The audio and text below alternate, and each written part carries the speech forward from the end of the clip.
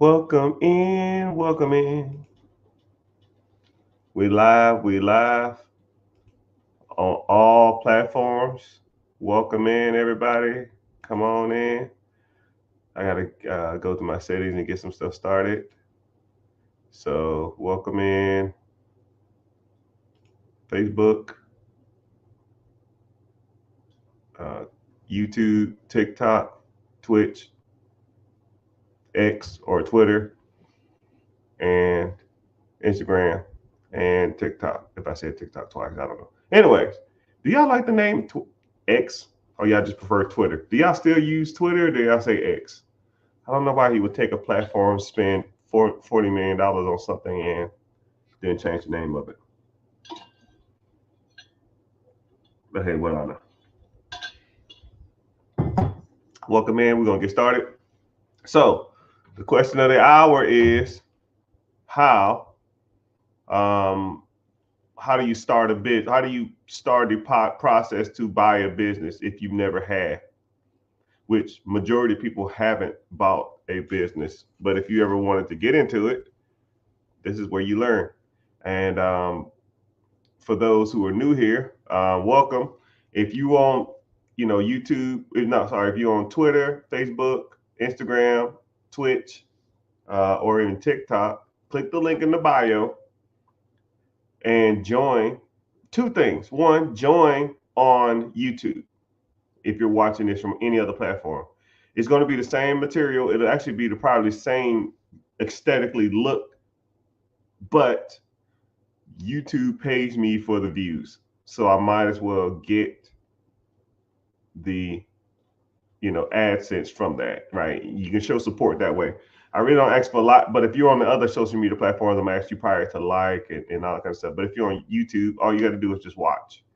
So yeah, I appreciate that. And also too, if you click the link in the bio or you click on my homepage and you go to either the richgetrichard.com or whatever the link sends you, it will either have a class that's coming up, and in the class we talk about buying businesses, buying real estate, business credit, wholesaling, just every type of method that you want to or heard of. And we talk about that. If you want to join, it's free. I don't sell your information. I don't do nothing with it, but I always like to, I have a team that's out there waiting to help people. So I always try to give a quick shout out. So, anyways, so welcome in, everybody. Welcome in. I see y'all coming in here. So let's get started with the question. The question is, if you wanted to buy a business and you never have, what would you? How would you do it, or how would you go about it? All right. So there's the things you need to do before it. There's things that you need to do in the middle of, and there's things you need to do afterwards. So it's just not a okay. I liked it. It ain't like something that like Walmart or something. You see like a shirt. Oh man, I like this shirt. It fits me. Let me take it up to the cashier and just buy it. You know, it's a little more extensive as buying a home. So whenever you go to buy a home, if you never bought a home, so you go and you say, hey, let me view your house. And then you get a real estate agent. Generally, you'll get a real estate agent, and the real estate agent will show you around a whole bunch of different houses. And you say, oh man, I like this one. And they'll say, oh, okay, you need to get pre-qualified for the house. Typically, you get pre-qualified before you go in there. So you go and then you get pre-qualified. Now you know how much your budget is, how much you can spend. Let's say if you get pre-qualified for 400, they're not going to show you $1 million houses. It's kind of like that. So you get pre-qualified for the house, and then you go out and you go looking for houses, whatever you qualify for. And then once you find one you like, then you put in an offer, and you say, hey, I want to buy this property at, it's 300,000. I want to pay, 295 plus inspection and all kind of crap. And they'll either agree to it or not. Let's say if they do agree to it, then now you're in the closing process phase, or so now you got to do like home inspection, you got to do termite, you got to do flood damage, and you look for all that other kind of crap that you might have not just missed. And you look to see if the house is sound. And then if everything's good, um, on closing day, you close on the house. The finance company pays for the house, and then now you just move in and you make your monthly payment. Okay, that's the extent of a home. Buying a business is a little more detailed than that. It's because you're buying something, whenever you buy a home, you're going to live in the home. And generally, people pay their mortgage first. And you typically have a job, and the job pays for the mortgage.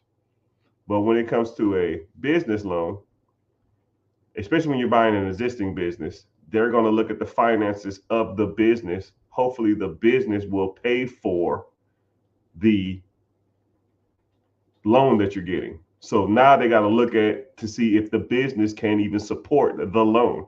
Because if the business can't support the loan, then they're not going to give you any money for it. It's about as simple as it gets.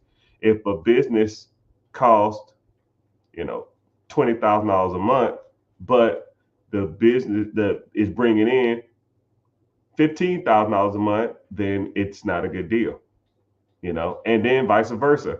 Let's say if the business costs 20,000, but the business is bringing in $25,000. Well, there's a $5,000 surplus there. So now, in theory or on paper, that's a good deal. So one thing you need to do is you need to focus on you being the best person or making yourself more accessible to be financed for a business. Because if you think about it, you know, whenever you go to apply for a home, whenever you go to apply for a car, whenever you go to apply for a business, you gotta have some stuff together. You go to apply for a credit card and you gotta have a decent credit score. You want to go apply for a car, you need to probably have some money in the bank and or decent credit and or a job. If you want to go buy a house, you need good credit, you need some money saved up, and you need a job. When you buy a business, you're gonna need experience generally, but you can get ways around that. You need some good credit and you need a down payment. And you need to have some kind of ideal of where you're going to be at in the next 10 years or 30 years, depending on how long you're going to finance this business. So, same thing to get pre-qualified for a business, pre-qualified for a home, pre-qualified for a car. You have to set yourself up to go out there and get this type of stuff. You have to, you have to there a lot of things in life, a lot of people just wing it, and you can't wing buying a house, you can't wing buying a business.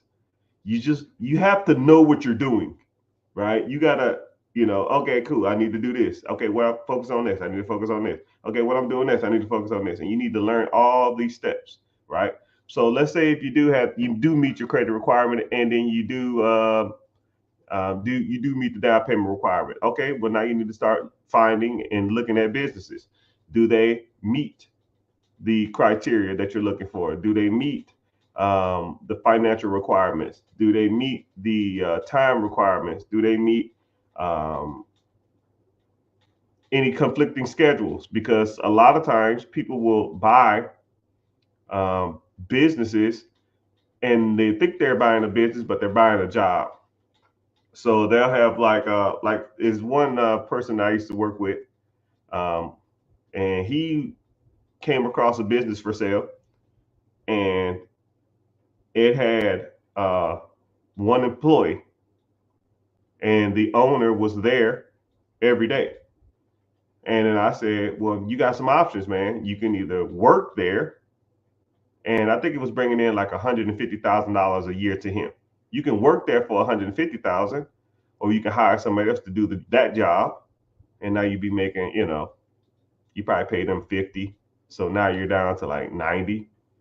Do you want to hire somebody and make 90, or do you want to make the whole 150? He wanted to make the whole 150.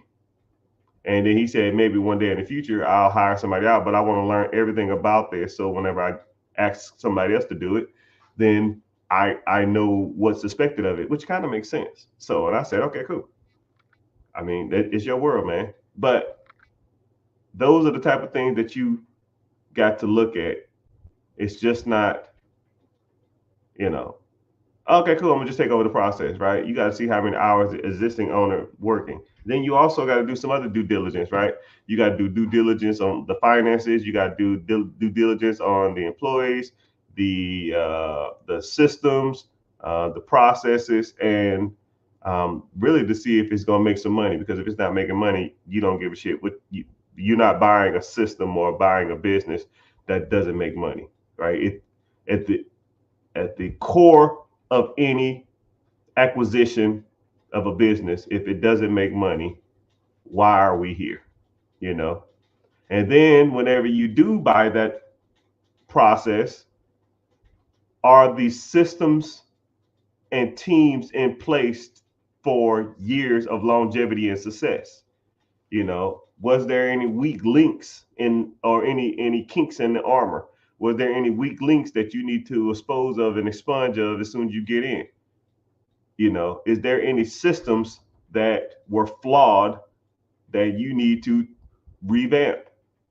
You know, just for I'll give you some quick ones off top of my head that I always tell people to look at whenever soon they take over a business. One, I'll say something like, how is uh,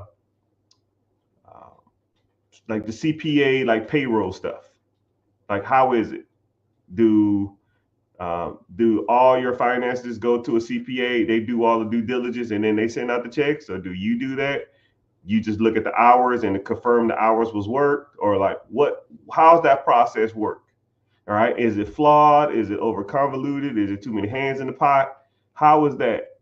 Okay. Something else that is how much debt was acquired for the previous owner that was not a business expense, a recognized business expense. There's some terminology for it, but I'm not gonna get into it. But I'll I'll just say it like that.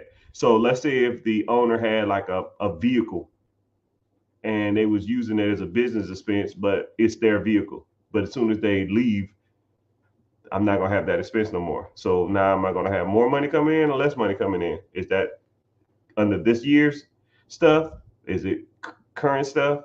And and it's just stuff like that. You know, you can think of like high security here. Do we have a lot of break-ins? Is there security system, security feeds, stuff like that? Man, I could probably talk for hours just on stuff you can do after you acquire this. But I'm not gonna sit here and bore you out to death. But moral of the story is there's steps that you need to learn prior to buying, while you're in the process of buying, and then after you buy. I mean, I could probably talk for hours on that stuff.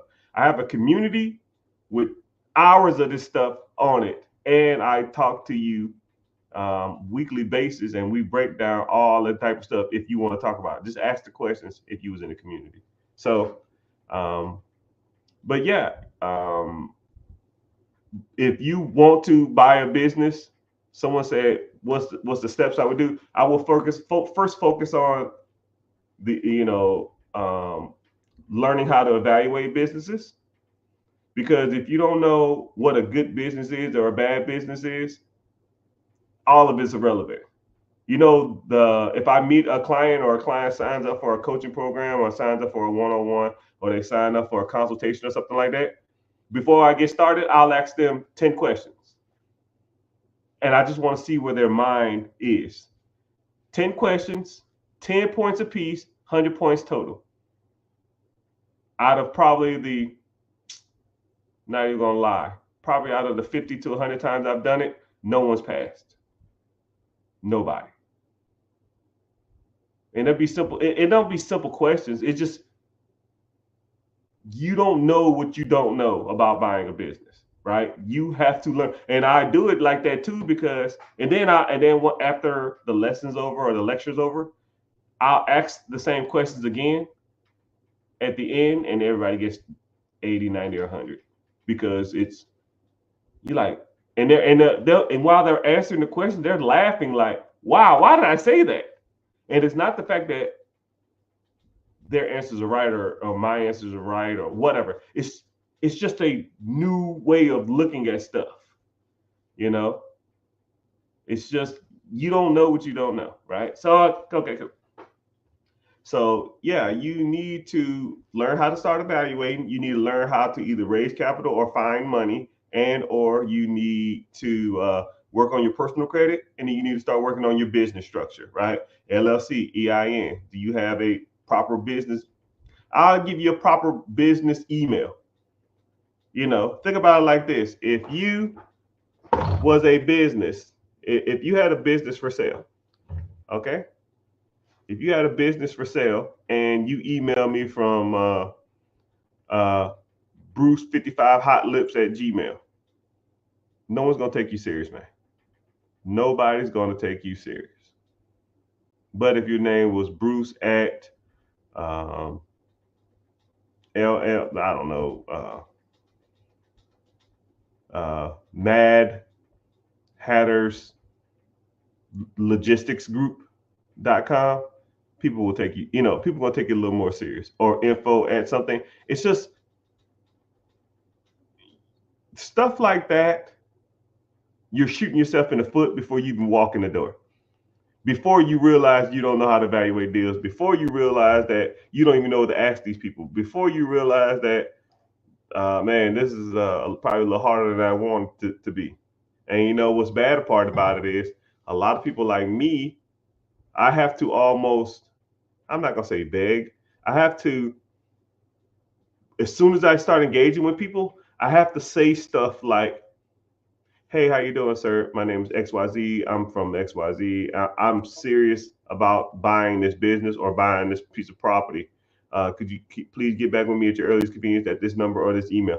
I have to say stuff like I'm a serious buyer because there's a lot of tire kickers. And when I started, like, you can tell just levels of professionalism.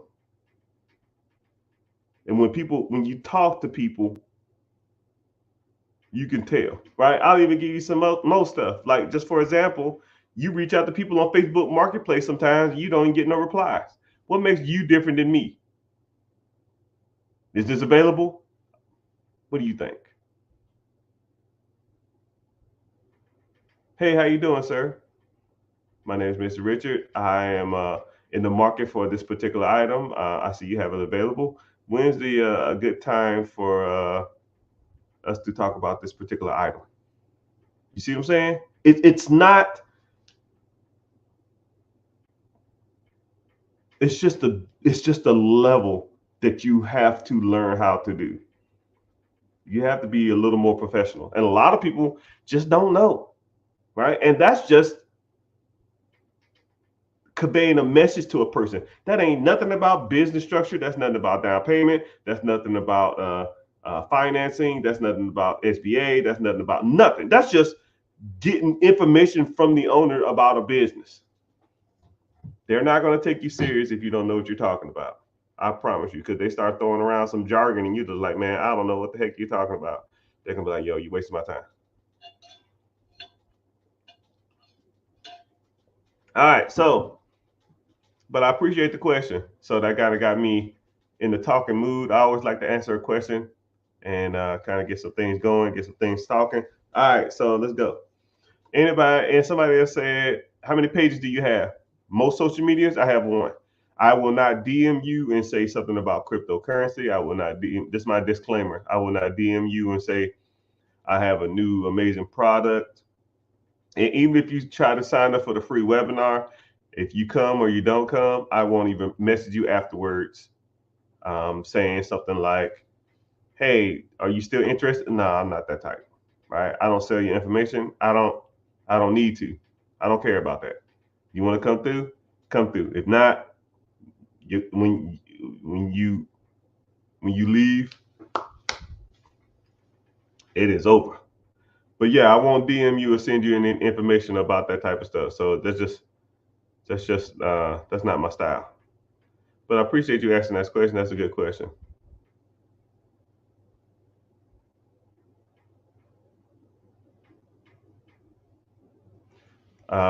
Someone says I've been educating myself, but I would love a bit more insight when it comes to first. Yeah, yeah. I mean, It's one thing to educate yourself on buying businesses, buying real estate, getting business funding, getting business credit. But a lot of people will still get into analysis paralysis. Yeah, I mean, I always use the swimming analogy all the time. I can go to the library and read every book on swimming. I can watch the Olympics hours on end.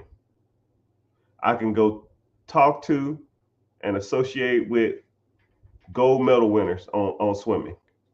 I can have a best friend who lives next door who's a Navy SEAL. But it ain't nothing like getting your ass in that water.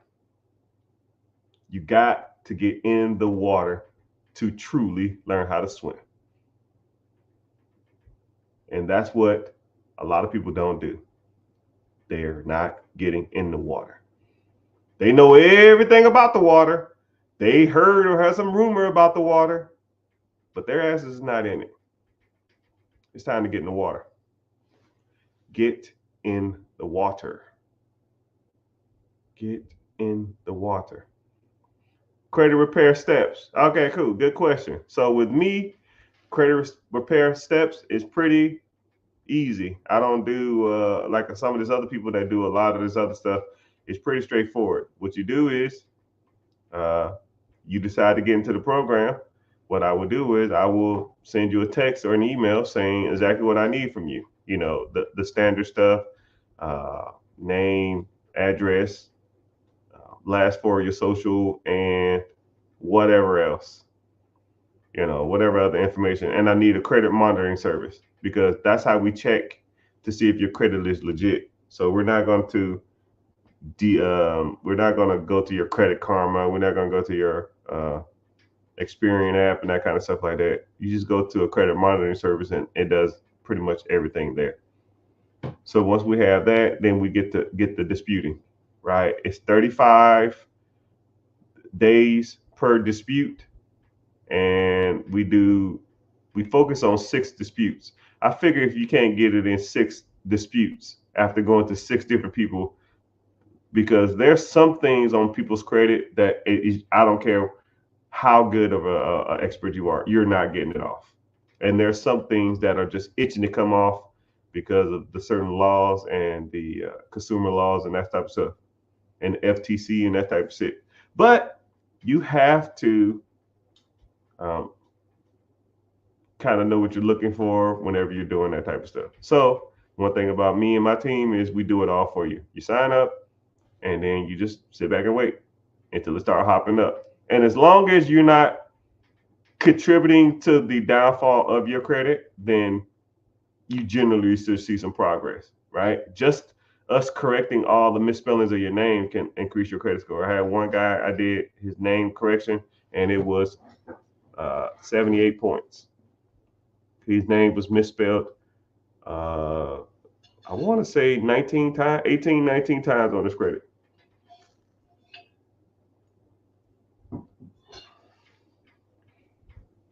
So, yeah, you'll meet some people that do credit repair processes, and they'll you get into the program and then they'll tell you what to do. I don't do that. I never really liked that. Why would I pay somebody to teach me how to do something that? Why would I pay somebody to teach me something when the person that can just do it for you, you know? So yeah, that's pretty much how the steps work. It's pretty self-explanatory. If I had to start to scratch all over with the 700 credit score, what would I do first? 3. If I had to start from scratch, and I had a 700 credit score, I would business structure, raise capital from the banks, bird dog, wholesale, free cycle. I'm not even making this up. I'm not even joking, and I'm not even kidding, and I'm not just saying this for clicks, and I'm not just saying this shit just to make you, please you, and to sound cool. If I bird dog wholesale Triple threat house purchasing. I have a 700 credit score. If I have a strong credit profile, though, strong credit profile, business structure, raise capital. I would have an existing business, and I'm no crap. I have nothing, right? Let's say I need about $2,000, $2,000, no job, a 700 credit score. I would have $100,000 in probably 3 months, easily. 100 grand, 3 months, I'll be a millionaire in a year. No joke. I'm not joking. I'm not just saying shit just to get clicks and likes. I don't care about that. Wholesale, bird dog. Triple buy.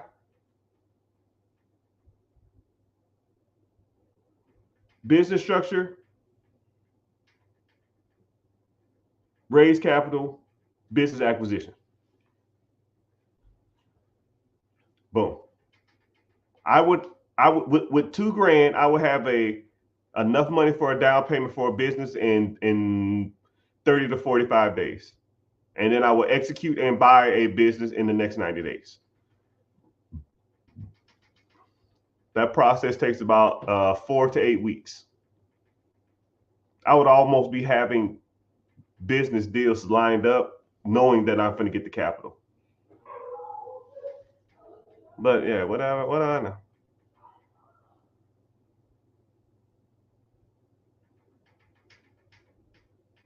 But what's happening? What's happening? The man with the plan. I tried to, but yo, appreciate y'all for being here. So let's get some likes up. If you on any of the social medias, Facebook, YouTube, Twitch, all that kind of stuff like that, just make sure you're following. And if you're on TikTok, make sure you just tap the screen for 15 seconds. That's the only price of admission I ask. And if you on TikTok or any of the social media platforms, click the link and then just go to my YouTube, because YouTube pays me. It's really not a lot, but it is, free money. It's almost my electric bill. It's probably like $500 a month. It's not a lot, but free electricity, right? Just for hanging out and talking.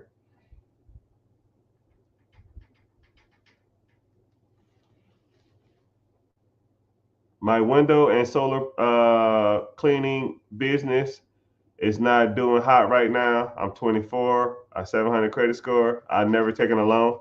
What I would do is, thank you for being here. What I would do is I would look into growth in that industry, and or either raise your prices too.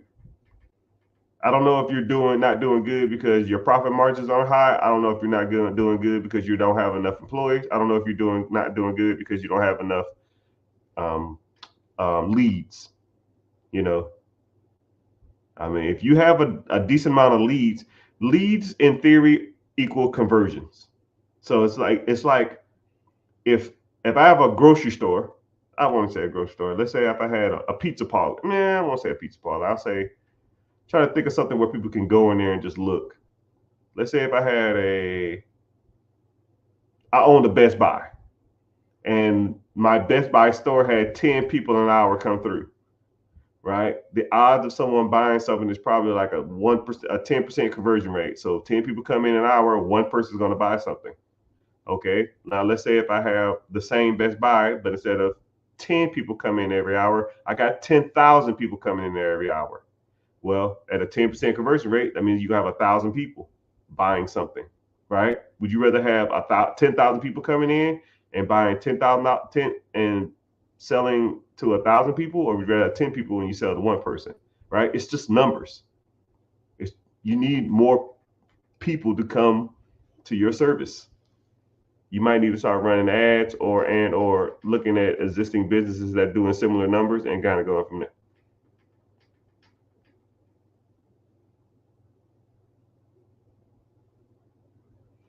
Be completely honest, you claim in your niche, it makes me nervous to try.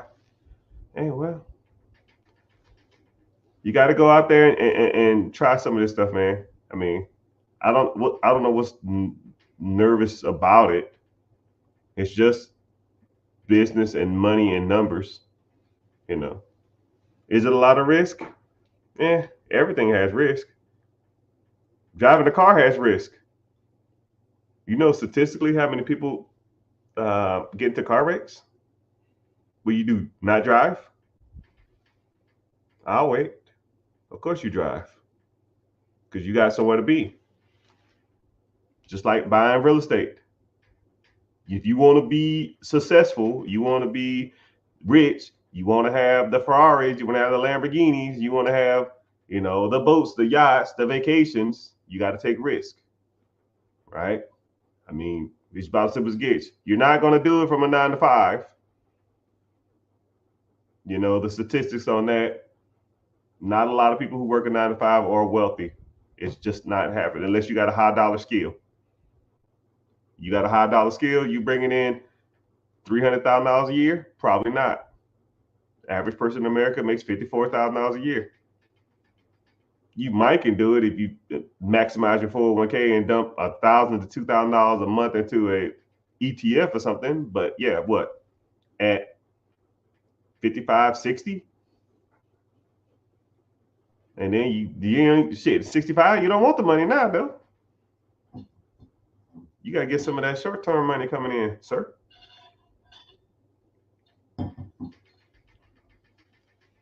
Good evening. How you doing? YouTube checking in. I see y'all. Bro. I'll exchange bro with sir. Sir, if I have 150 credit line, should I go rental property to cash flow or businesses? That's where the rubber hits the road. That's where you decide. It's like the Anakin Skywalker.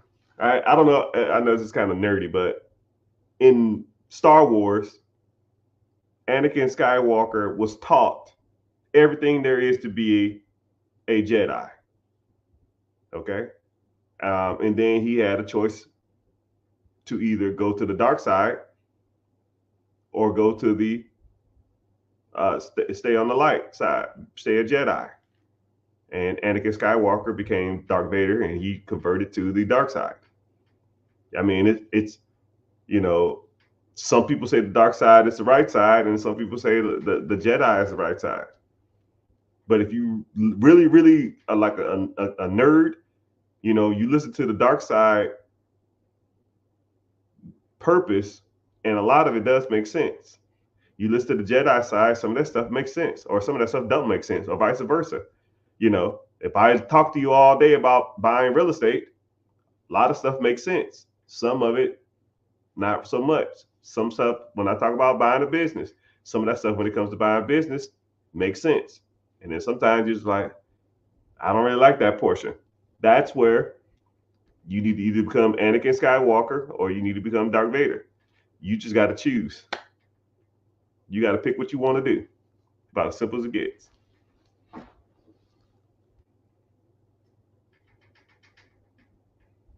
But what's the best business? What is the best starting business to buy?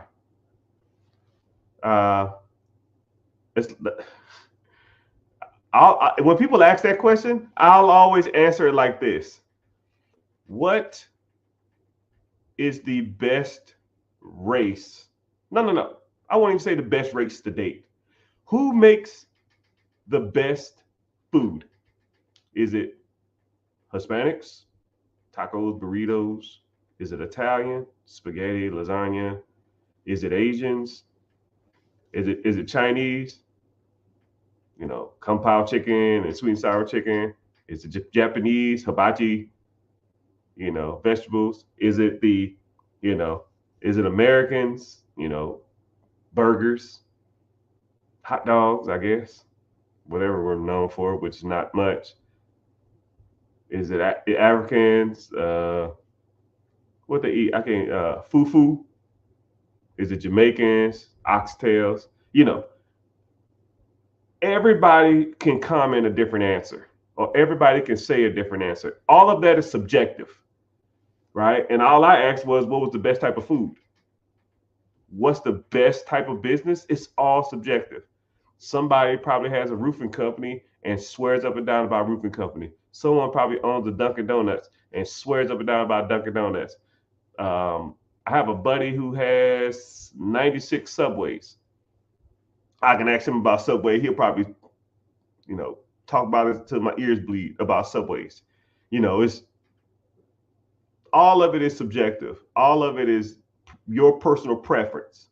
A better question, what do you find interesting? What could you do for free? Do you like food preparation? Do you like to cook? Do you like to bake? Do you like construction? Do you like design? Do you like working with your hands? Do you like talking to people? Are you a people person? Are you a people pleaser?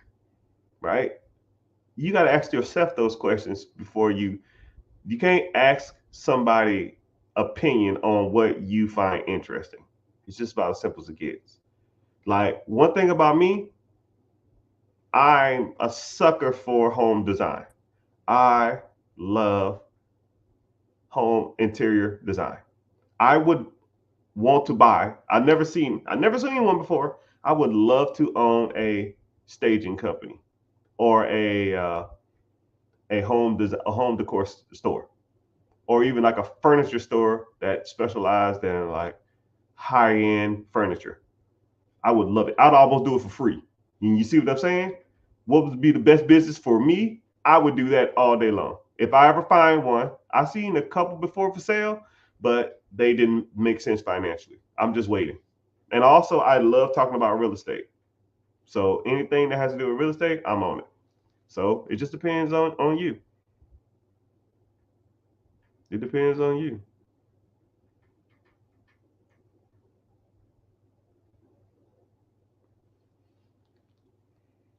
Should I set an LLC up and credit accounts prior to searching? You should be doing everything at the same time. Everything all at once. It's almost like you should be. Some people, they can focus on one task at a time. I like to try to knock out as much stuff as possible. You should already be having a LLC, S corp, C corp, or a sole proprietorship, depending on what kind of business structure you want. You should always be working on your structure for those businesses while also learning how to evaluate businesses. Because one thing about evaluating businesses, if you don't know what a good business is, you don't know what to look for. That's like asking a person who's 30 years old who's never eaten a meal in their life, and you're asking them to pick out a restaurant. I don't know. What's a good restaurant? I don't eat out.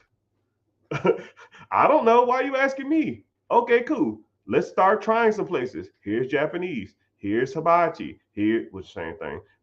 Here's McDonald's. Here's Burger King. Here's Taco Bell. Here's Panera Bread.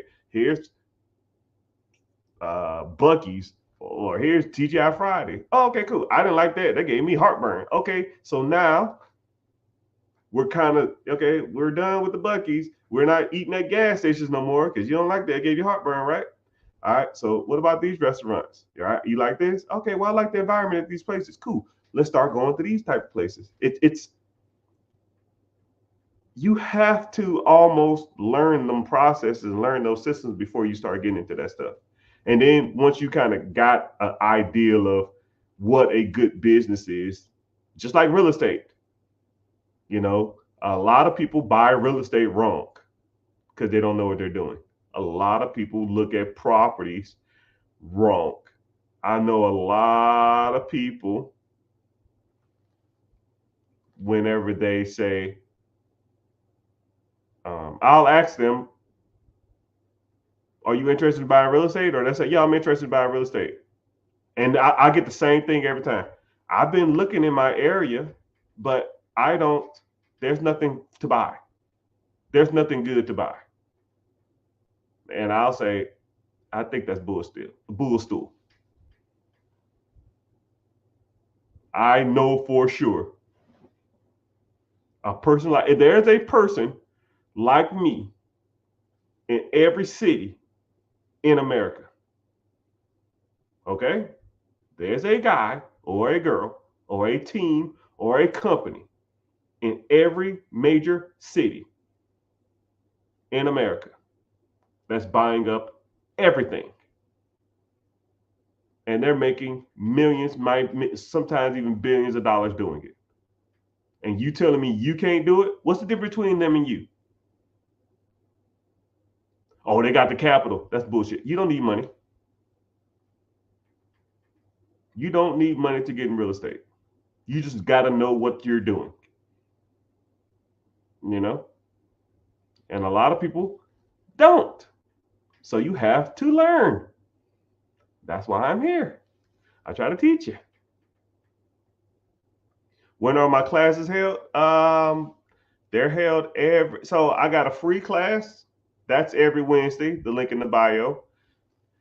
I also have a like a mentorship class where we meet every Friday and we sit in there and talk about whatever subject is up that week, because I try not to talk about the same stuff all the time, because it's like, all right, man, I get it. It's just like, to me, it's like repetitive and redundant.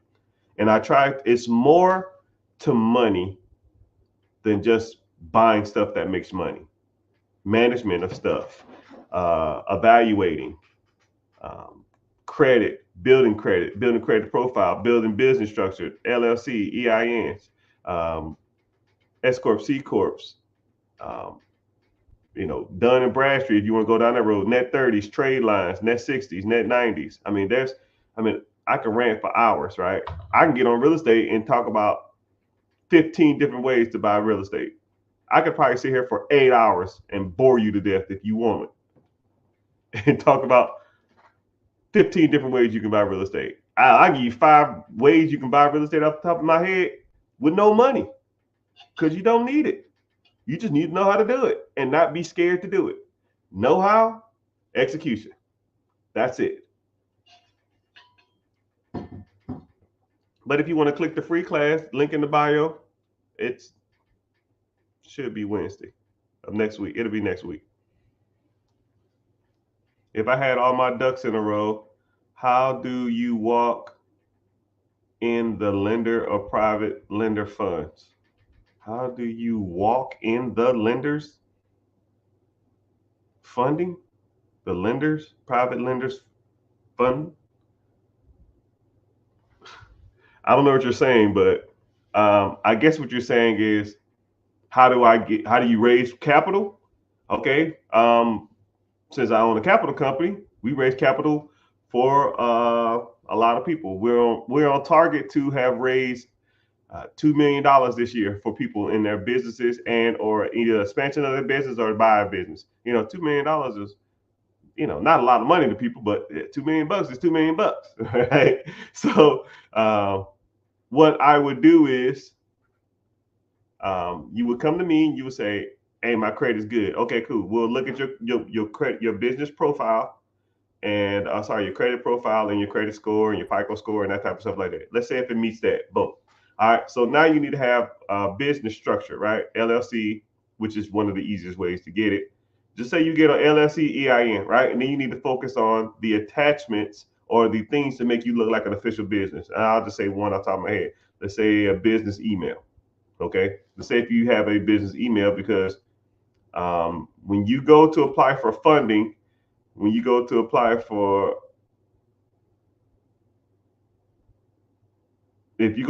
for funding and you put on an application certain things, the system will kick it out if it don't meet certain requirements. So for example, if you put business name and it's something like trucking, something like restaurant, it will kick the system. The system will automatically kick it out. Second thing, and I said it already, business email. So let's say you have a business email. What's your business email address? And you say, even if it's professional sounding, let's say it's BruceLogistics@gmail. Gmail, Ymail, Yahoo Mail, MSN, kick out. The system will kick that application out. Boop. So you need to know how to properly do it, which I will walk you through the whole process, right? Because, my job is to get you as much funding as possible. And then once we get the funding, then I help you liquidate. Because a lot of people will give you the funds, but won't teach you how to get the funds. They won't teach you how to get access to the funds. They'll just they'll teach you, or they'll give you the funds, and then they say you're on your own. And then you try to liquidate lines of credit, and it's like 30%, 35%. You're like, what the fuck? I'm not trying to pay 35% to liquidize, and then you have to go do something like, yo, buddy, I gotta slide my card, and then send me the money back and that kind of crap. No, that's amateur hour. We don't want to do that crap.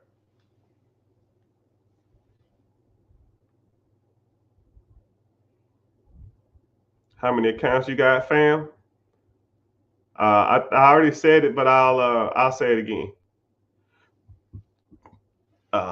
There are a lot of people out here using my name and likeness. If you get an email or a text from anybody saying they're me, more likely there's a high percent chance that it's not. Right? I'm not gonna just randomly DM you. Right? But now if you DM me and ask me a question, I'll reply back. Just go to the follower account and see a bigger account. But if it's not the bigger account or the account that you thought you messaged, then more than likely it's the wrong account.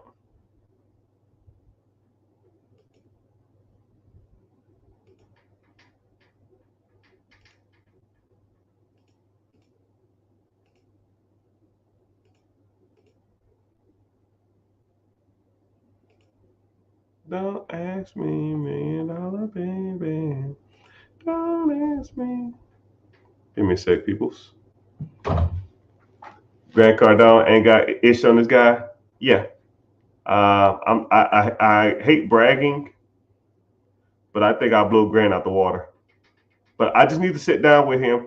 I want to debate all the guys. Your guru, your guys, your financial guys that talk about this money thing. Okay, cool. Put me in the room with them. I'll even make it a subjective, like everybody in there get the cast a vote. And whoever wins will walk out of there with, I don't know, 50K. Any of them. I'll take them all on. There's only like 2 people that I probably would be not necessarily afraid of, but I don't even think none of them. I think 99% of everybody out there is trash. And I would debate and sit and have a good a live debate. Yeah, they don't want this. They don't want none of this. All your gurus are kind of trash.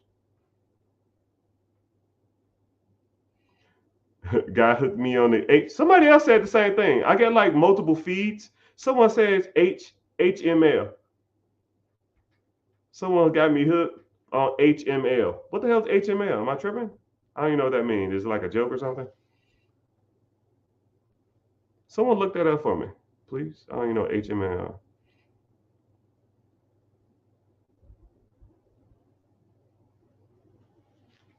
Someone said, any guidance on a 28-year-old? Man, I'm behind on my comments. Any guidance on a 28-year-old that makes 65,000? Yeah. Cut your expenses in half and invest the rest. And don't tell me you can't be done, because I was 28 years old when I started my financial journey. And I told you to cut your expenses in half. I cut mine to a quarter. So I know it can be done. Well, Mr. Richard, that's bullshit. I don't want to hear it. A quarter. I was making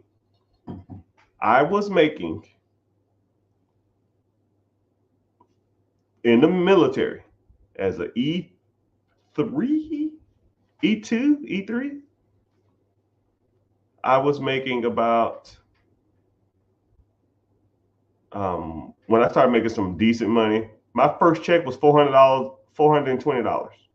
Sorry, $425 every first and 15th. So I was making $800 a month. So anybody in the chat making less than $800 a month, raise your hand now. I'll wait. This was after taxes. $800 a month. Now they was providing me room and board, and they gave me some food to eat, which no one ever ate it, but I did because I didn't want to spend my money.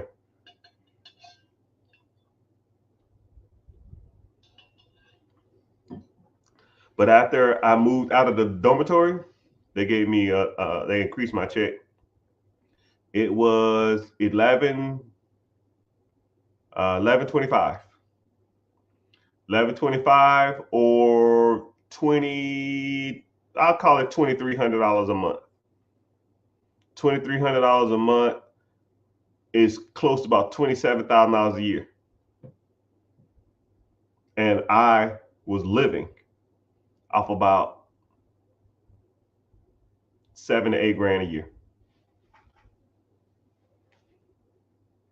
No eating out, no Netflix, no cable, no entertainment, no vacations. I mean, some people say they want it.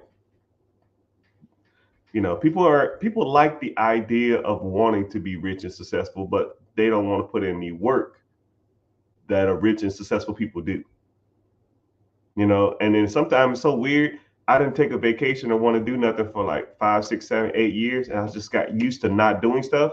And to this day, I'm almost like, go where? France, I'm good. Africa, man, I'm good. Hawaii, I'm good. Let's go to Disney, I'm good. I just don't want to, right? Because I got used to not doing anything. My body just, my mind, it's hard to turn it off when you do it for so long.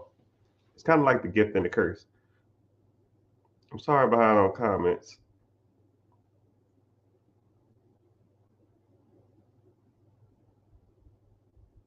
I am behind on comments. So let's go. All right, so we got a question on here. I'm 18 years old. I have no current credit. I want to buy a cash flow business by the end of 2025. What do you think my first steps is? I don't know if you're working or not, sir. 18 years old. I don't know what you do for a living. I would start putting up money in saving, and then I would start working on building credit. The easiest 3 ways to build credit: get a authorized user on someone's credit, go get a gas card, or I have a list of cards that anybody who comes around me, I just give them the list and I just tell them, yo, start applying for these cards.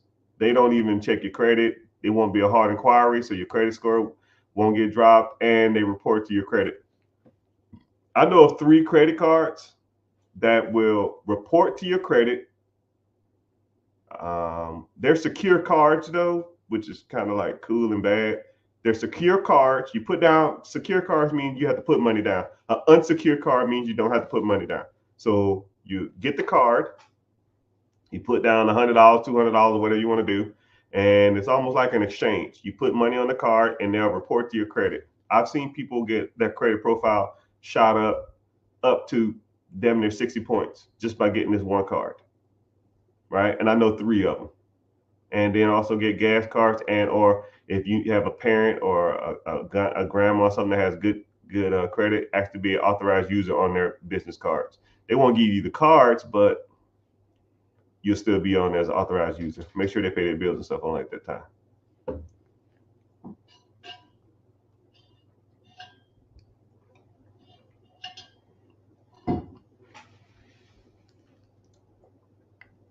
Shout out. There you go. There you go. Boom. Shout out. Hello. What's up? You know, it's kind of funny. The new social media sites, it shows, it's like so like laggy. And I hate how it like wants me to invite people up. Someone says, Should I purchase a 4-bedroom, 3-bathroom townhome or purchase a 4-2 house for a rental property? First of all, I'll focus on cash flow. Typically, townhomes have HOAs, and HOAs are pretty much a cash flow sucker. You know, if you got a $300 HOA every month or $250 HOA, let's say if one property is producing $500 cash flow and the other property is producing $600 cash flow, but it has a $250 HOA, so now your 600 goes to 3.25, 350, or whatever, whatever the numbers are. I don't know. So now, and then what's crazy about it too is if you don't have a tenant in there, not only you have to pay the mortgage, now you got to pay HOA on top of that. So now you even losing more money a month. But townhomes can be a little cheaper to get into, and 3-bedroom, 3 baths, a 4-3 can command more rent than a 4-2 in theory, right? I would look at the rent rates on both of those properties. I would look at the HOA, and I would look at potential cash flow on both of them to make an educated guess. That's what I would do.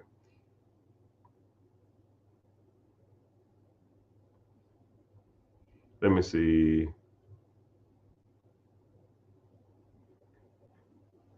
Oh, Solo, what's happening? Oh, you Solo. Yeah, I need your stuff. I don't know if you did the credit one. I don't remember your name, your real name off the top of my head. But yeah, you need to send me your stuff in so we can get that credit process started. I love real estate. I have 4 units, plenty of ways to make money. Yeah.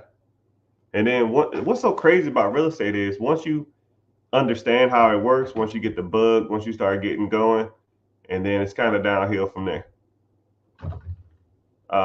Hey man, thank everybody for being here, man. I'm bumping on these social media sites. I appreciate it. Damn, Twitter in the house, Facebook in the house, YouTube in the house, Twitch in the house. Dang. I appreciate y'all for being here, man. Thank y'all. Y'all can comment whatever questions you have. I mean, just throw it out there because social media tells me I got to be live. I'm gonna try to go live every day for a couple hours, and they get mad at me when I don't. They send me naughty letters or naughty text message, right? Is there a way I can get a one-on-one and get started on business? Yeah. Click the link in the bio, join the free class, right? I have different programs. I have different ways to do it. I have different, because everybody's different. And, I don't know where you are in your journey. And I have to kind of, guide you in the right direction because some people need more guidance than others. What's so crazy about one-on-ones is I've one-on-one people who were comically more successful than me, which is kind of crazy to even think about it. And I one-on-one people that was so far in the hole that it was almost hard for me to even see a way out of it. And it's just the different types of people that you interact with. One guy, I'm not gonna say his name, but he had multiple millions of dollars worth of real estate and multiple businesses that he ran. And he said, "Yo, man, we can't talk that long." I said, "Yo, man, you got me for some time." He said, "Well, I ain't gonna talk that long because I know you're a busy person. I just wanted to pick your brain on some stuff and kind of see what you thought about certain ideas." So I said, "Okay, cool." And he kind of talked, and then I kind of gave my opinion on it. He was like, "All right, we good." And then I gave him like 2 things, action things that he need to do. And then he texted me maybe a week after, and was like, "Man, I didn't even know this was even possible. You're like revolutionizing the way I'm gonna do business." And I was like, "Wow, thanks." I mean, it's just sometimes you just want to bounce ideas off somebody who's like-minded. Some people don't have that type of person, and if I can be that for a person, then I appreciate it. I came over here from social from TikTok. Appreciate it. But yeah, you want just click the link in the bio, join the free class. But thank you for being here. Can you explain hard money lenders?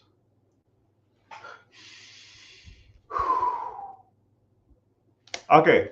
Hard money lenders is when you looking to buy a piece of property and the hard money lender will loan you money on the asset. They will give you the money for the purchase price. They will give you the money for the construction, but they call them hard money. I heard two reasons why they call them hard money because they loan money on hard assets like real estate, and the terms are a little harder. And it's short term lending. The loan, the hard money lender objective is not to loan you money for 10, 15, 20, 30 years. A hard money lender terms generally are within a year. So for example, I always use basic numbers to make this a little easier. Say there's a property for sale and it's a real crap hole. And let's say it's $100,000. You're going to, you say, okay, cool, I want to buy this. How much work does it need? It needs $50,000. That's $150,000 total.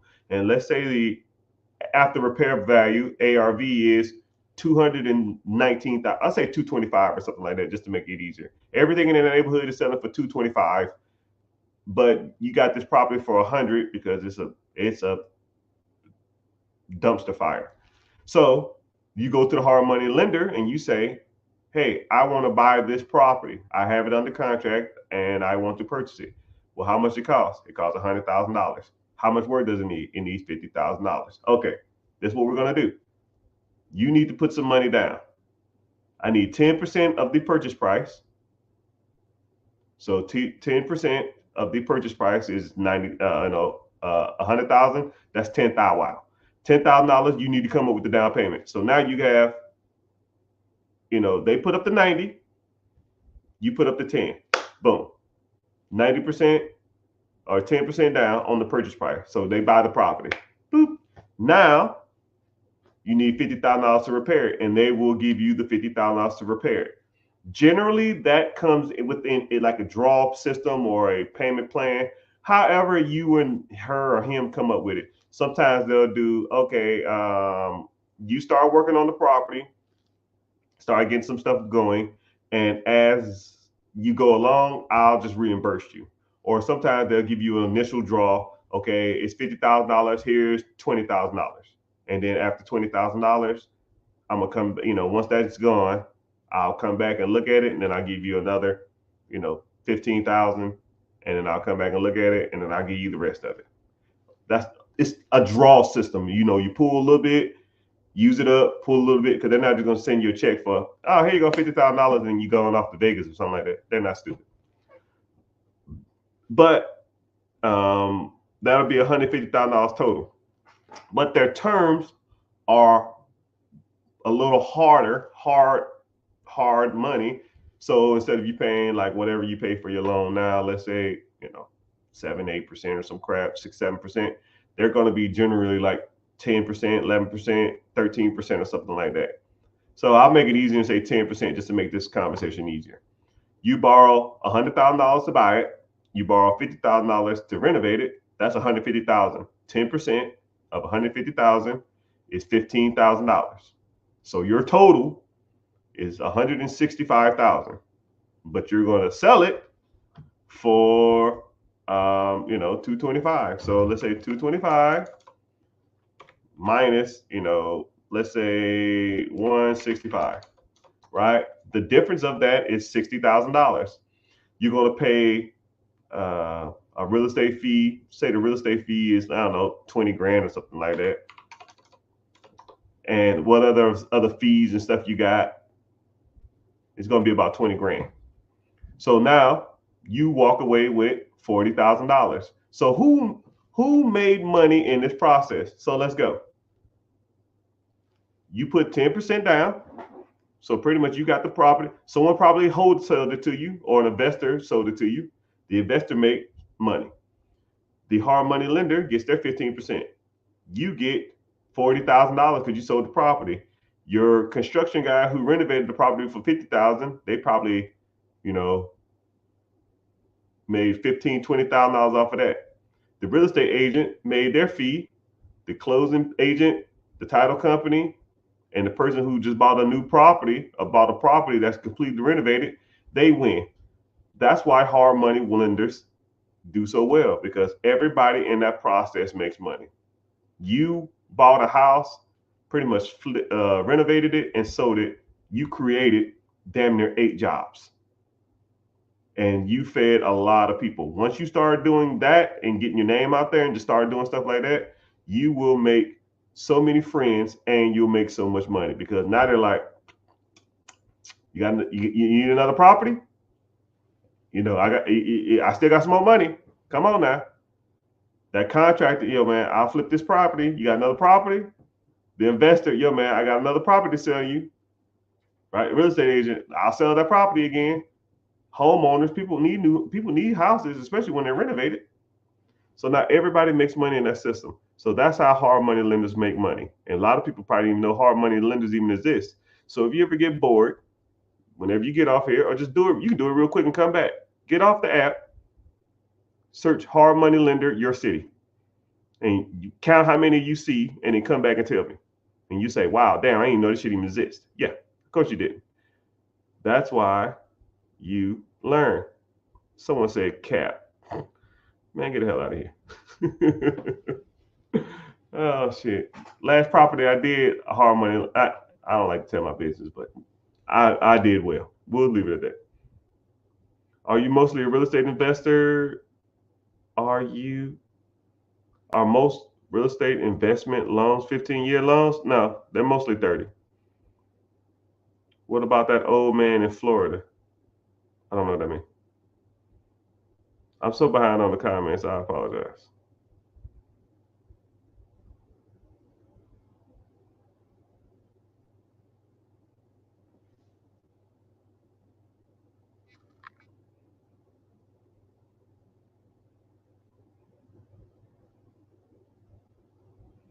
Oh, hit my line. HLN. I'm slow. I'm old too. What age did I become a millionaire? It's kind of weird. I think if I had to give it a number, I think it was 32. If I had to give it a number, I think it was 32. But I still don't feel like it's just a metric. Actually, yeah, I started at 28. No. What was it? 28. I joined the military at 24. I got out of the debt my sister and my mom got me in at 25. I saved up $10,000 by 28. Then I bought my first property at 28. I saved up $10,000 by 27. That's it, because I was at year 3. 28, I bought my first property. And then 29, I bought my second. And then I just kept buying. I bought a lot of them that year.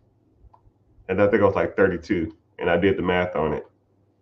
And I went and showed the missus. I was like, I think we're millionaires. She was like, why? I said, look at the numbers. What does that say? She said, yeah, I think we are. It's like, oh, don't feel like it. I got problems just like everybody else, right?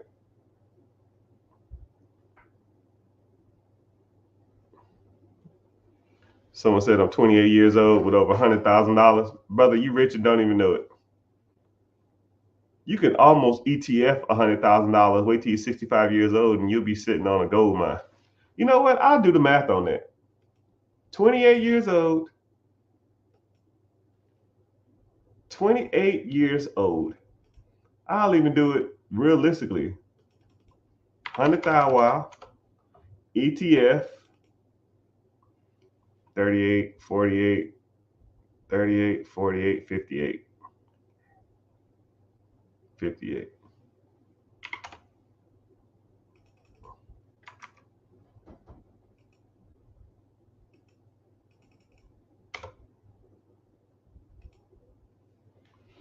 You could almost take your $100,000, put it into a simple compounding interest ETF at 55 years old. You'll be worth $5.6 million.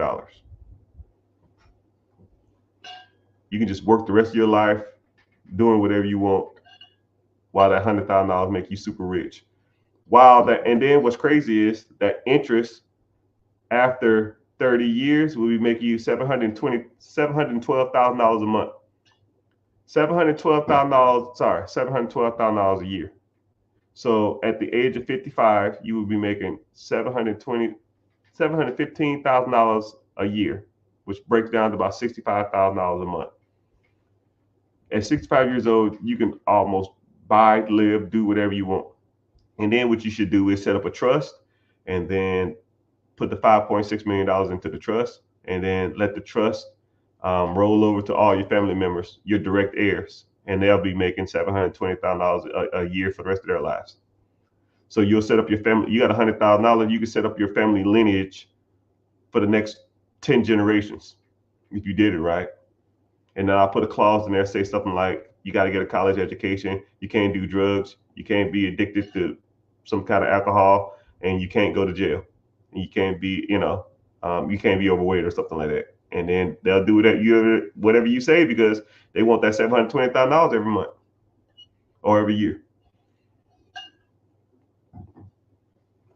But hey, what do I know? And then you can continue. You ain't got to worry about going out here and hustling and working and doing those other kind of crap. You can just sit back and relax. 34 years old, is it too late? Hell no, it's never too late.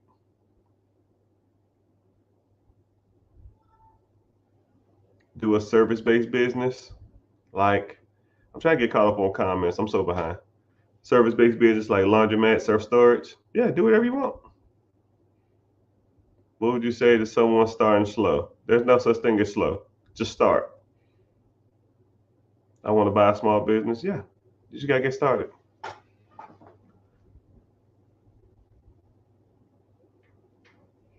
How would an individual pull out profitable interest of a stock without affecting the principal interest? I don't know if that's a serious question, but whenever you invest into a compounding interest account, the asset takes the interest and reinvests it into the principal. So for example, you have $100,000 in a stock or a compounding interest account.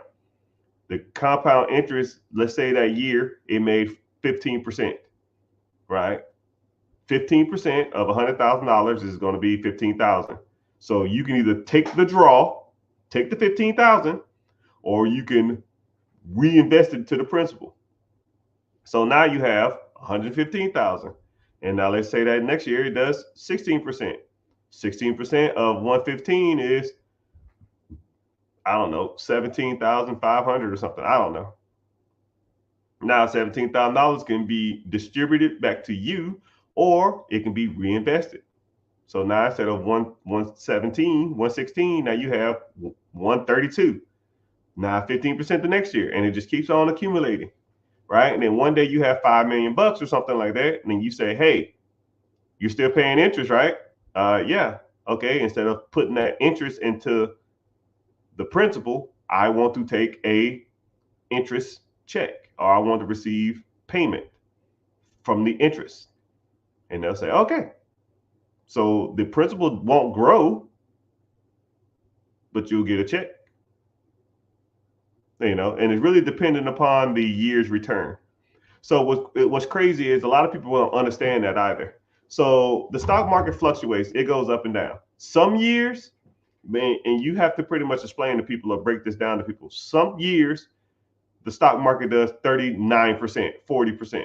And then some years it loses 10%. But on average, it does 10.1%. He said, great answer. What do you mean? All my answers are great. So you have to average it out. Let's say you have an account with $1 million in it. 1 year it'll do, and you just want to receive an interest check every year for the rest of your life. You got $1 million in there.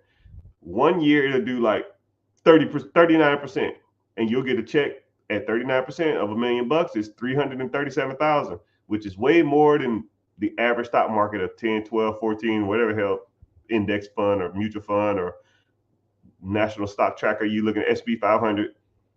And then the next year it'll do negative 10%. So you're like, well, damn, okay, I'm not gonna get no money this year. But you got 3.5 times that the first year. So you have to like be rational with your money. You have to understand that you was only supposed to get $100,000 year one, right? But you got $300,000 year one. So that $300,000 is going to pretty much have to last you whatever the average of your cycle is. If the average cycle is doing 10% a year, you got 30% the first year, you might need to hold on to this money, ration it out for the next 3 years until you start getting more money. But if you know what you're doing, it's pretty much not a hard concept to figure out. If that makes sense, kind of. You're talking about good answer. That's a good question, sir. I appreciate that. Someone said they just signed up. I appreciate you. See you there. I appreciate it. Michael, what's happening? I see you. CMC, my brother from another Chuck E. Cheese mother. What type of trust? That's subjective. You have revocable trust and living You have revocable trust and living revocable trust. You know what? I'm not getting into trust. I don't want to talk about that. It's certain trust you can set up. If you want to set that stuff up when you have $5 million in an account, get with a lawyer. it's like trying to explain to you a plan that's not wanting you to be effective for the next 30 years. I get it, but you know.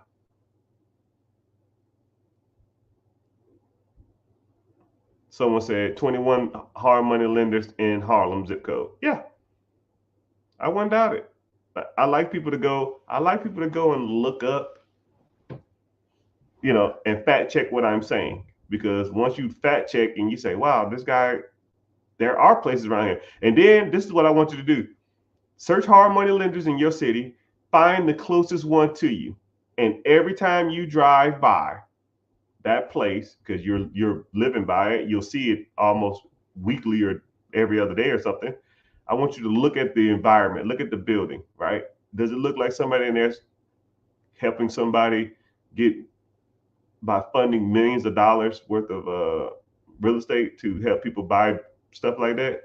It's just like a regular little office building. It's probably just some little bitty old shack, some little old building, and they in there doing millions of dollars worth of work. You know what I mean?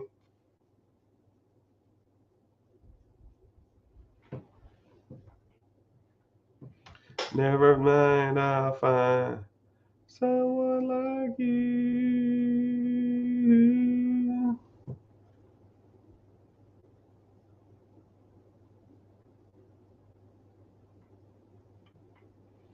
Don't forget me. What kind of existing business can you buy in Texas? There's millions. You know, the bad part about it is, I wish I wasn't live on all other social media platforms. I found a business in Texas that I shared with my community or students, whatever you want to call them. And it was in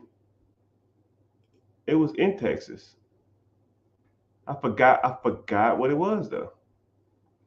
I literally forgot what it was. And shit, give me a second. I can look it up. Oh my goodness. Come on, type, killer. I wish nothing for the best for you to don't forget me.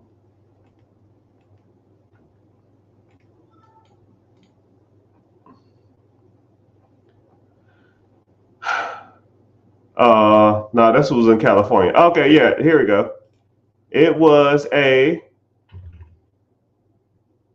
fast food restaurant in Dallas. The asking price was 130,000. It was in a food court in a busy mall in Dallas. They wanted $130,000 for it. The owner profited $110,000 last year.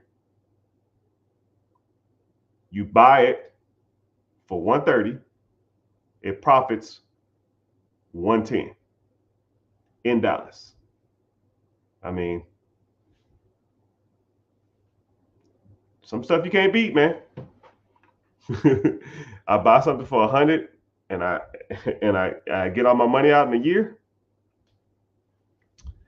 Can't beat it.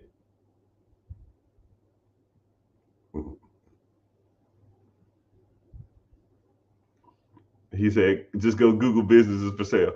You know, it's always people that would ask me how to properly what to find businesses. Dude, you find business anywhere. That's like asking somebody what website do you go to find cars? What website you go to find houses? I can name 100 websites off the top of my head where to find houses. I can name 100 websites to go buy cars, right? Better question, are you qualified to buy a car? Are you qualified to buy a house? Are you qualified to buy a business? Because if you're not qualified, why you want to know where cars and businesses and houses are? Because you're just looking. It's irrelevant. Now you're gonna ask, well, what is qualification? Okay, and then I'll walk you through that, and you say, okay, I'm qualified then, or I'm not qualified. I'll work on that. And then I say, okay, cool. Here you go. Here's the business right here. Is this a good business? I don't know. Okay, now I got to teach you that too. You see what I'm saying? It's like a rabbit hole of things that you need to do. And a lot of people don't see it as that. They just say, oh man, let me go in here and type and message all these people and ask about a business, and they're messaging from their Ymail or Gmail account trying to buy a $5 million business and got 15K in a whack crypto, trying to buy, a $1 million business. No business structure, no freaking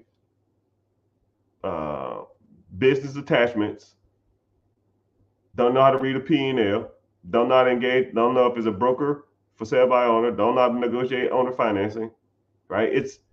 It's not just something that you just wing. Right? You're not gonna. You might can wing a car. You're not gonna wing a house, and you're for damn sure not gonna wing a business. You got to be taught this stuff, man. Right? You might can go to a real estate agent and they'll walk you through the process, but they get compensated for that.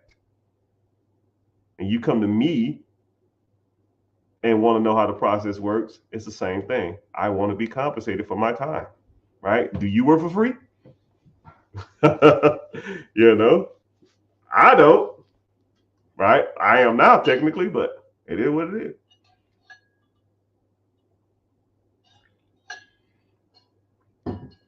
Man, you've been 1031 exchanging this land for 15 years. I'll be happy when you sell it because you won't come in here and tell me. I'll be happy to sell it.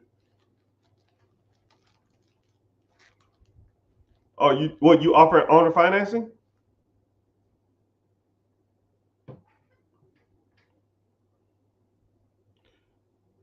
Do you think starting a storage unit business is great entry-level way to get into real estate? The best way to get in real estate, to me personally, is your first primary home. You're going to put the person more likely will walk you through the process. Secondly, it's less credit requirement. Thirdly, less down payment requirement. And fourthly, you're going to need a place to live. So more than likely, you can afford it if you get financed approved for it. So it's like, and a lot of people always want to run before they crawl. Hey man, I'm trying to buy an apartment complex before I have a primary house. I'm like, well, why? Because I'll just stay in one of the units. It's like, well, why? Why would you buy a 20-unit apartment complex to save $1,000? So let's say if every unit on a 20-unit apartment complex rents for $1,000, okay? That's $20,000 a month. So instead of you make it $20,000, you make $19,000 to save $1,000. You're bringing in $20,000 a year. You're trying to stay in a 1-bedroom apartment with all your tenants. Come on, dog. Come on. rent out the other unit, make enough $1,000, go get your own freaking house. Your house payment is gonna be what, $2,000? Hell, 1,000 of it can go from the money you just made from the rent of the unit that you just moved out of. It's kind of a weird logic to have, you know. But answer to whoever question that was, yeah, to me, the easiest way to get into real estate is to buy your own home. You build up equity fast. You know, this is what's crazy too. It's always going to be a reason why you shouldn't do something. There's always. But the people who make money in this game are the people that do shit. It's about simple as it gets, right? If you was waiting, like, why didn't you buy a house in 2022? Oh man, it was COVID. Why didn't you buy a house in 2023? Oh man, it was a housing. It was too hard to find properties. Why didn't you buy a house in 2023? Oh man, the interest rates are high. Why didn't you buy a house in 2024? Oh man, it's election year. Why didn't you buy a house in 2019? Oh man, you know, it's like it's always something, always. But if you'd have bought a house in 2019, 2020, 21, or 22, you have damn near double the equity in your property right now. So all that shit you was talking about, man, you know, interest and buying frenzy and let's say if you bought a house that was $300,000 and you paid $50,000 over what it was worth.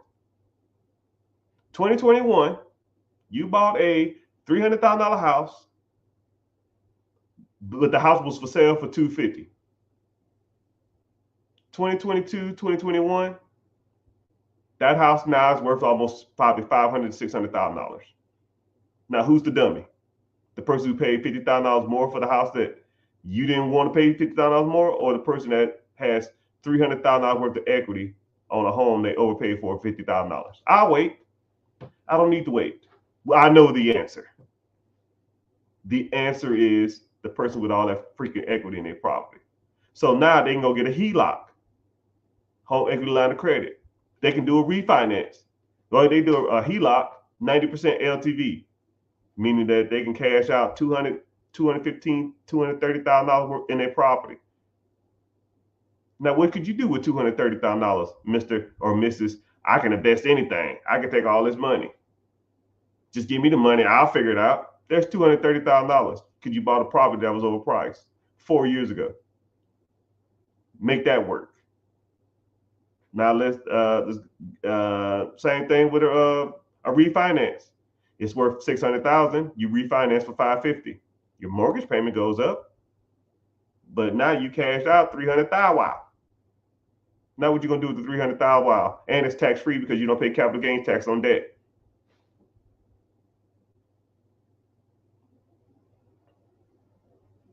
Right? So now you don't pay capital gains tax on that debt. Now you got $300,000. You might got a higher house payment, but $300,000, you can go out there and buy. If you put $20,000 down, you can go out there and buy 15 units. Let's say every unit paid you $500.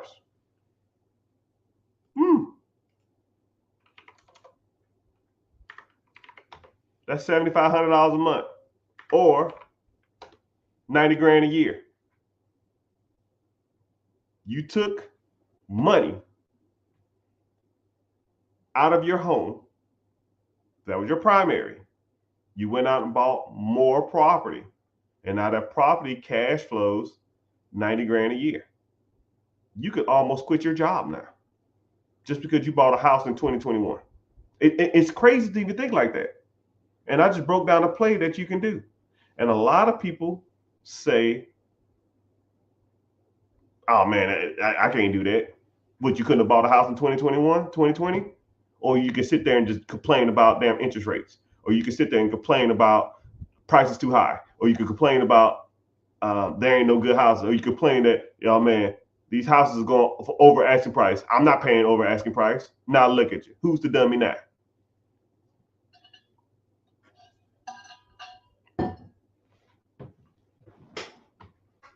Numbers lie.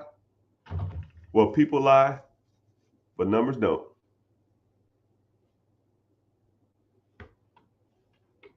now what's your excuse? Let me guess. If you don't have a primary home now, let me guess your excuse. It's an election year.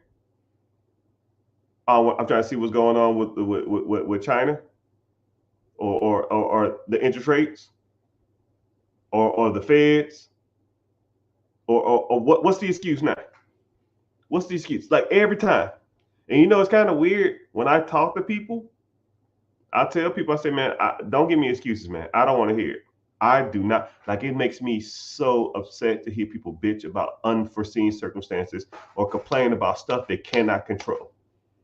I can't control the election. I can't control the interest rates. I can't control the housing market. I can't control none of that. All I know is what's going on right now at this moment.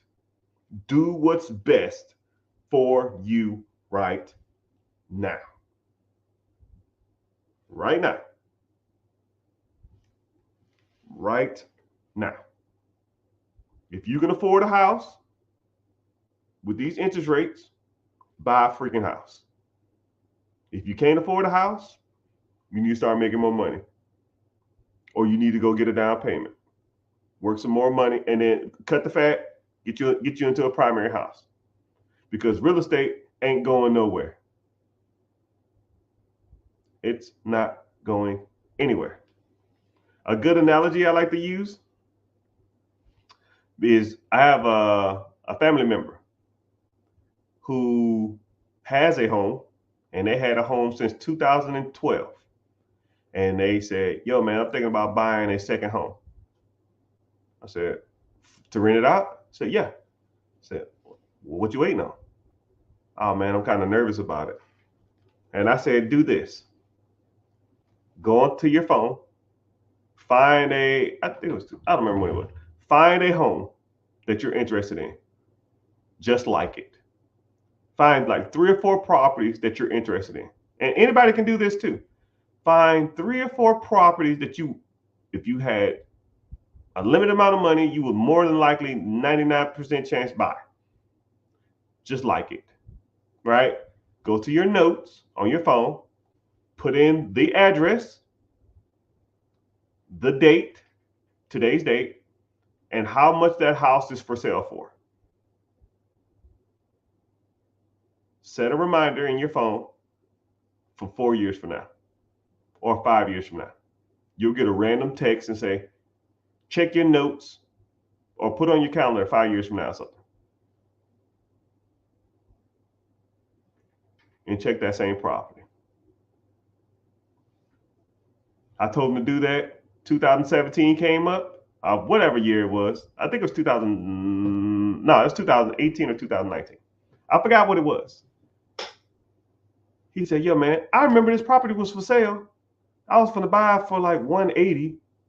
This shit's almost $300,000 now. I said, yeah, it's time. He said, yeah, I'm going to do it. I'm going to just do it. They was making a decent amount of money, and he just did it. He bought it in 2018, 19. I don't remember the year, man. It was a while back. So he got the property, and maybe, I don't know, maybe it's about 6 months to a year ago, he said, yo, man, that property I bought is damn near doubled in value. I need to buy another one. I said, shit, you should have bought 3 of them at the time I told you to. But, you can't, some people you just can't tell them what to do, man. Some people you present them information and they don't listen. But moral of the story is, people, if you want to get into real estate, your first house needs to be the house you live in. And then everything else will you learn the process, you learn how the system works, you learn how it goes. Then you can start getting into some rental properties, right? I don't recommend people buying real estate without even owning the primary home, unless you're damn. Only person that talks like that is ass clowns like Grant Cardone and stuff like that. He don't know what the hell he's talking about. I sold my primary residence to buy. But shut your ass up. That shit's dumb as hell. The majority of Americans ain't gonna do that. You sound like a clown. But hey, what do I know?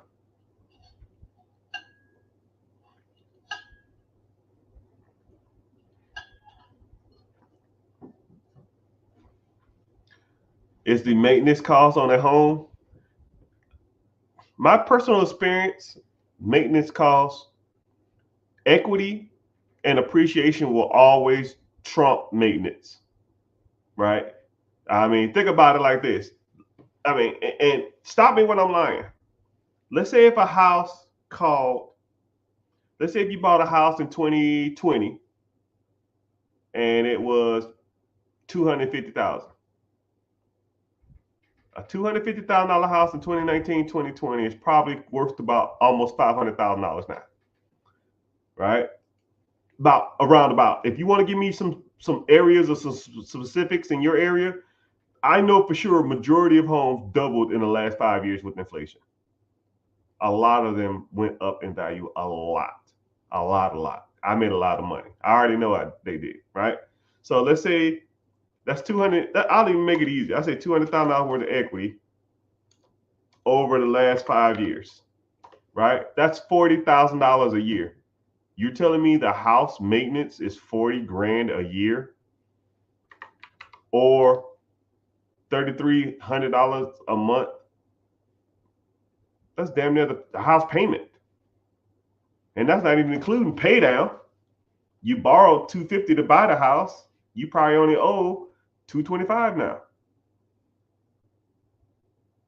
So not only do you get $250,000 worth of equity, you get $25,000 in pay down, and the tax ramifications of owning a house. I mean, come on, dog. Come on, man. Anyways, let's get to some other questions. I don't want to sit and talk about real estate all the time. That's why I like talking about other stuff in the communities, because I break all this stuff down. So anyways, for those who just got here, I'm live on all social media platforms, 2 Facebook accounts, YouTube, Twitch, Twitter, X, Instagram, which keeps kicking me off, and on TikTok. I would appreciate it if you go to YouTube and watch from there, even if you just have it on in the background, because it pays me to be there, right? Twitch was talking about filling out some application to be on there too, but I didn't do it. I don't even care about it. So, but I know YouTube, sends me a little bit of money. If you find any value in this, that's fine. I appreciate it. You can go to YouTube and watch from there. I'm about to get off in a little bit though, but you can at least go there and at least see the profile. Click the link in the bio and then go to YouTube, or you can just type in The Rich Get Richard and you can see me from there. Also too, you can also hold a free class if you want to sign up. When you click the link, it's called Be Your Own Boss. You want to sign up there, you kind of go from there. We can go. It's a free class. I don't sell your information. I don't do nothing with it. But if you're interested in learning more about buying a business, buying real estate, fixing your credit, getting business funding, investing, 401k, any of that stuff, we talk about it all. We talk about everything. So yeah, I appreciate people coming over from YouTube's, the internets. Anyways, someone said, what is a good, what would you name your holding company? What's crazy about that is I got asked multiple times what's a good holding company name. And I kind of got tired of explaining it to people. So what I did is because there's more than just your name of your holding company, your LLC, S Corp, C Corp, sole proprietorship, whatever you want to do. There's more than just naming it. You need to structure it properly, right? You need to work on your registered agents, work on your managers, work on getting your EIN, your tax identification number, working on business address, business, whatever, everything that's attached to your business. And what I did is I got tired of people asking me. So I said, okay, y'all, I'm gonna come up with a slideshow, and anybody that joins this community, I'm gonna just give you the slideshow for free. So when you get in there, first thing it'll be like, you welcome. You need to come up with a name. These are the easiest ways to come up with a name. Think of this, or use this adjective, and never use any of these stuff. And I have like keywords that you should never use in your business structure. And then I talk about registering with your Secretary of State if you want to register your Secretary of State, but there's faster ways to do it than registering through your Secretary of State. So it just depends on you and depends on how you want to do it. And then there's other ways to do it too, like going through like sites like GoDaddy and stuff like that. Not GoDaddy. Yeah, I think it is GoDaddy. It is GoDaddy. No, LegalZoom. You can go through sites like that, but they're kind of expensive. I can show you cheaper and easier ways to do it. And then you got to focus on, all of the other kind of stuff like operating agreement and that type of crap. But I'm not gonna get into it. But yeah, I made a slideshow and it pretty much walked you through the slides. Somebody in the community told me, say, yo man, I need to come up with a LLC name and get everything attached to it so I can go for business funding. I said, okay, cool. Here's your slideshow. Go through it and let me know when you're done. It was like 45 minutes later. And it's like, yo, I'm done. It's like, what do you mean you're done? I did it all. Business, everything attached to the business, requested the EIN from the IRS, had the LLC. I mean, just everything. I was like, 45 minutes, damn. He said, I'm waiting for this, and he was pretty much done. So that's why I create stuff like that, because I like people to I like to be streamlined. I don't want to be sitting around waiting all day for stuff to happen. I just opened up a holding company in 2 days. Too easy, right? Do you help with all that, or are we on your own? I don't know what I mean. Yeah, if you need help, yeah, I can help you with it. Just depends on what you want to do. Like, I don't want no nuances, questions. Some of this stuff you just got to figure out, but I will get you pointed in the right direction. It ain't gonna be like holding your hands like a toddler. It'll be, okay, go to these websites, fill out these forms, and let me know when you're done. Okay, I'm on section 5. Like, dude, come on, man, figure it out, man. I'm on section 3.1. I mean, okay, it says your address. What's your address?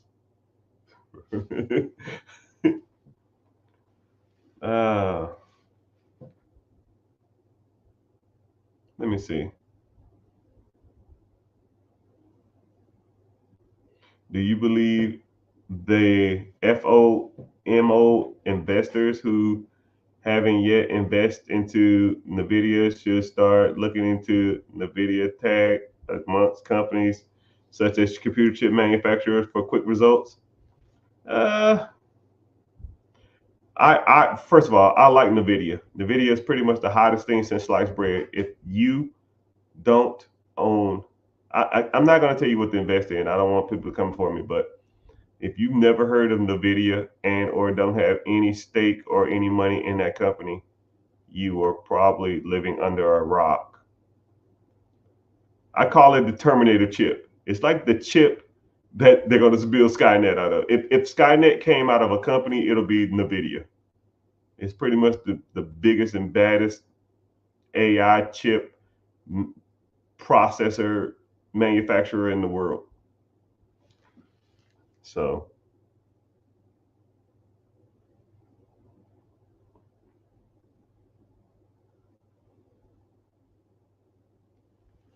what do you think about my $17 million 1031 exchange?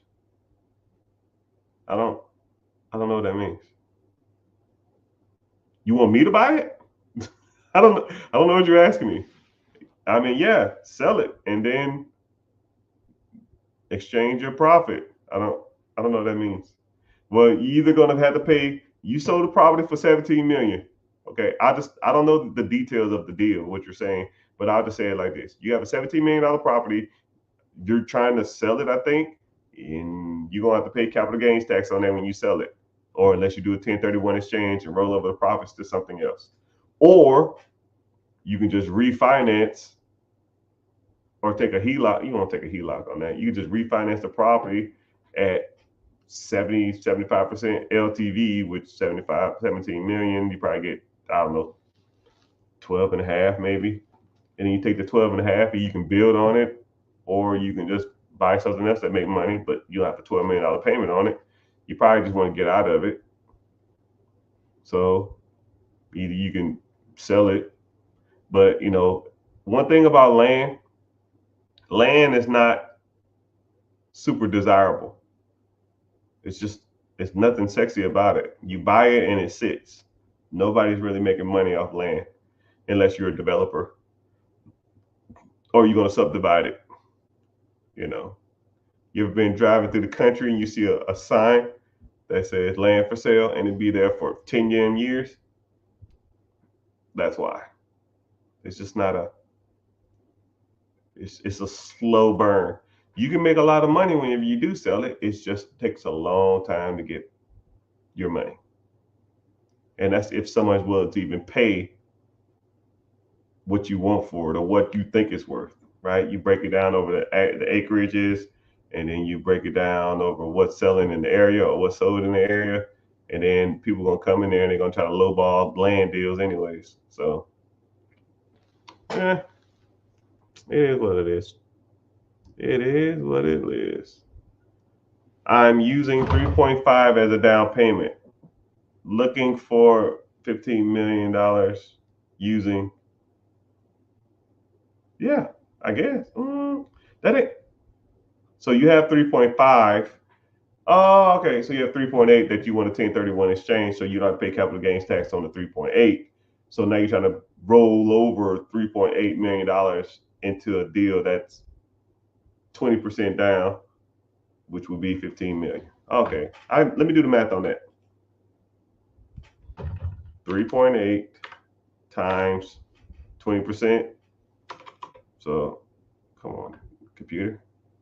Come on, World Wide Web. 3.8 times 5. Yeah, 19 million. 15 to 17 would kind of do it too. You can put about 25%. So 3.8 times 4, 15.2. Yeah, you can do 25% down. Okay, I see what you're trying to do. Yeah, are you trying to, buy an apartment complex? What do you mean? I don't know what you want to do, Lewis. There's $15 million apartment complexes out there. Somebody will give you a loan. If you need me to do it or help you find somebody, yeah. But I ain't cheap and I ain't free. Just letting you know. But yeah, if you want to, you just need to get financing or get pre-approved. Get your credit right. Credit and make sure that down payment is ready. Get that 1031 exchange form ready. And pop a property. But now if you're talking about like developing and stuff, like, dude, I'm good, right? Just buy something that already cash flows. Why finance something that doesn't make money as soon as you buy it? You're just buying a headache. I think that's what it is. If that makes sense. I think that's what you're saying. Best middle class business to start. Oh, hold on, I got you. We don't start businesses, brother. We just buy existing ones that yields great results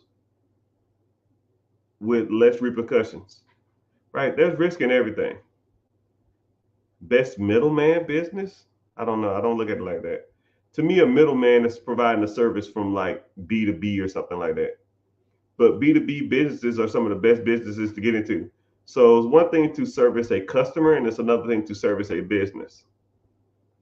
Servicing a business can make good money. Servicing people are wishy-washy, right? Businesses are always going to be around. You know what I mean?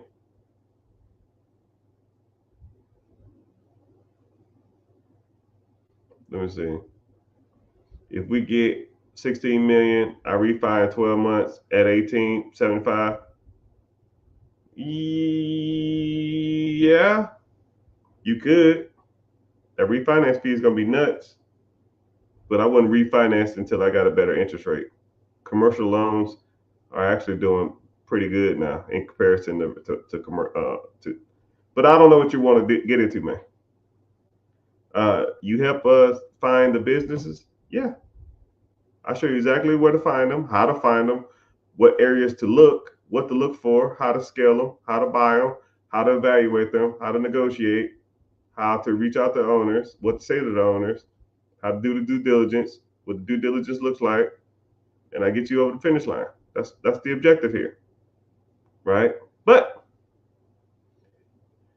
I hit my social media quota for YouTube, but I appreciate you. Great answer. No, man, great question. Rocket boys, Rocket boys. I need to look up your account too. I ain't forgot about you. I ain't forgot about none of you, but it's all good. But yeah, so I'm about to get off here. I have to get off before the timer goes off because they put me in jail. I really get in trouble when they do that. So I appreciate y'all for watching on social media. I probably made my light bill money for the day, $200. Shout out to Twitter for being here. Appreciate that. Wow, it's a lot of people from Twitter. Shout out to YouTube. YouTube pays me to be here. So if you're watching, search The Rich Get Richer. If you find value in any of the stuff, at least go in there and turn on your notifications and or just make sure you're following or just go look me up over there. I got a lot of stuff over there, good stuff going on. A lot of long form content. Twitch, thanks for being here. Facebook, I see you. Business account, Facebook, I see you too. One of my Instagrams is down, but I need to figure that out. I don't know how to make it. I don't know how to do it. But thank you for being here. So yeah, I met my quota, and thank y'all for watching. And later, dudes. Oh yeah, if you just got here too, click the link in the bio and join the free class. You gotta give a shout out.